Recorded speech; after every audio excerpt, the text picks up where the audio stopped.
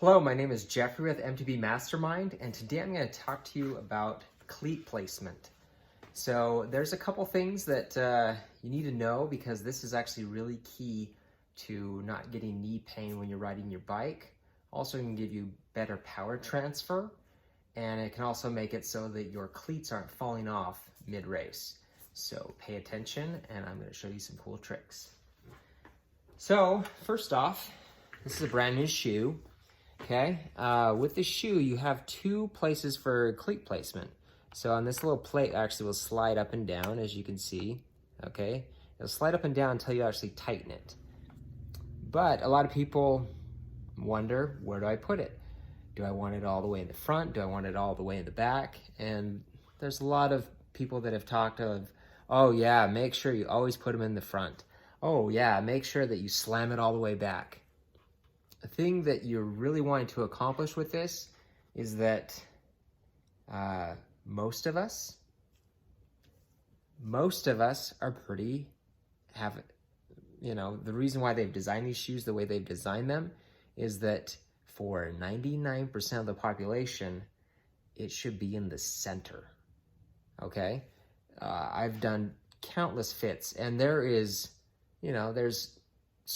I would start with them in the center and play with it from there. I think that's probably the way I want to go with this, is because a lot of people will start with them at the very front or the very back, and then they start developing all these issues and all this pain. They're like, oh, I have knee pain, or my feet hurt, or I hurt my Achilles heel, all these various things. The thing is, if you start with it in the middle, it's closest to the ball of your foot where you want it, because that will give you the most power transfer. Because since this clips into the since the cleat clips into the pedal, if you're pushing down and it's not over the ball of your foot, you're pre-fatiguing something, because that's really the axis of where it should be.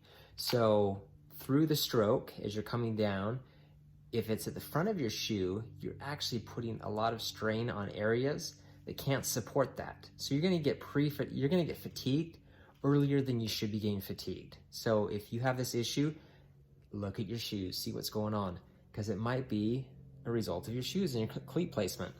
So make sure you start with it in the center. And also another thing is make sure it's straight. So you have these lines on the sides. You can see these lines, both sides. Line the cleat up with that, and once you put it on, and you start pedaling and you're in a trainer, you're just watching yourself pedal. If you have any sensitivities in your knees while you're pedaling, pay attention to that, because if you do countless miles and it's in the wrong position, it's gonna really cause areas of your knees to inflame.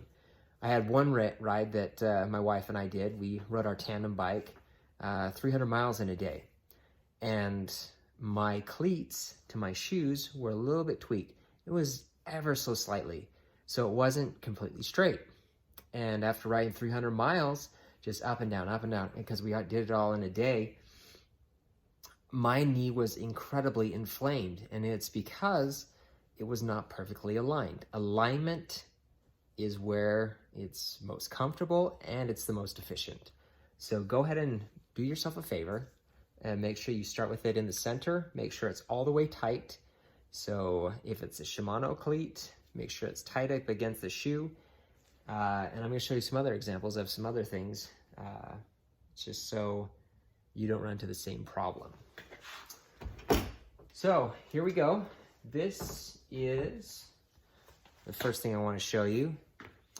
So this is a pair of my favorite carbon shoes. You can tell that they are extremely well worn. I love these shoes. They're super lightweight, and if I ever want to go for a calm, this is my shoe of choice. So they're several years old, but I still love these shoes because they're the lightest shoes. Like if I compare them to my other shoes, they're half a pound lighter, which is crazy. And they're super stiff, incredibly comfortable. They just fit awesome. So that's why they look pretty haggard, but it's a fantastic shoe. Anyways, this shoe, you can see at the bottom, right where that cleat is, that you have these grooves, okay? That's because that is an Crank Brothers Eggbeater pedal that I used with this, and I did not use the metal plate. So essentially, like, I've used it most of the time, but I ended up, just wanting to run these again. So I just threw these on because I didn't have any more of those metal plates. And it cost me because it wore all the way through the shoe.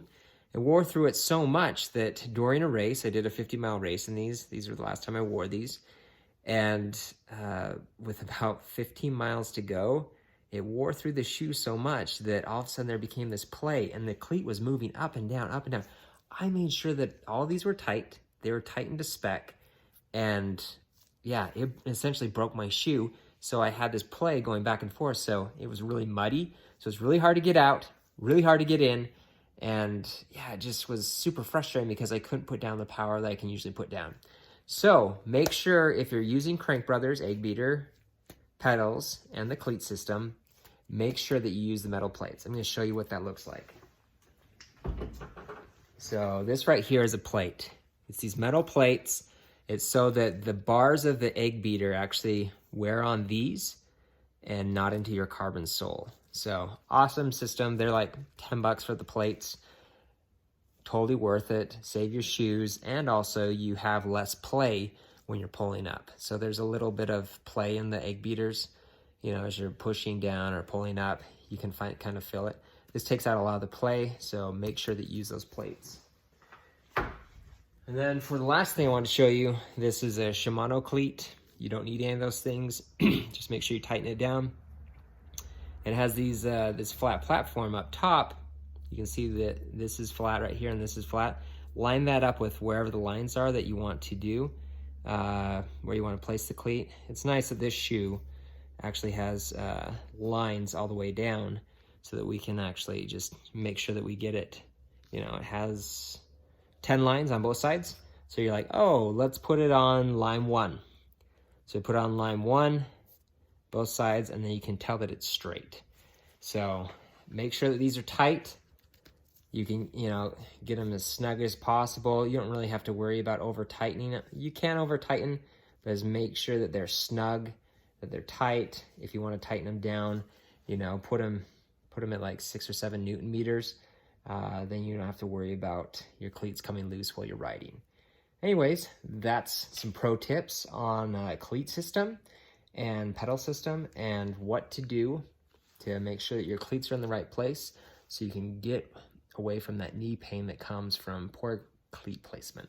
Thanks for watching. Send us an email if you have any other questions, and we'll see you on the trail. Thanks.